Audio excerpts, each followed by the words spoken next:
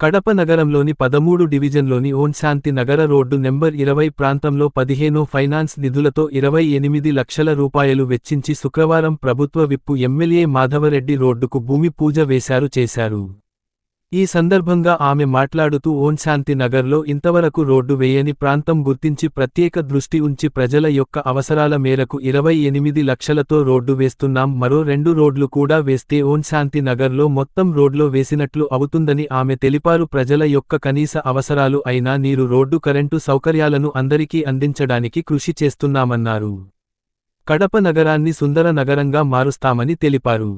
ఈ కార్యక్రమంలో Srinivas Reddy, civil supply director Chittiboina Subbarayudu, Bonam Silas, Reddaiah Yadav, Mansoor Ali Khan, Suryanarayana, Pasupuleti Manoj, Munna, Balakrishna Reddy.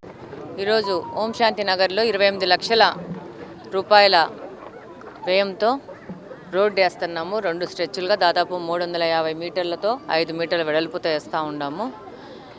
ఇది రోడ్ వేసాక ఆల్మోస్ట్ ఆల్ ఇంకా 1-2 రోడ్లు వేస్తే ఓం శాంతి నగర్లో దాదాపు అన్ని రోడ్లు వేసే విధంగా ఉంటుంది.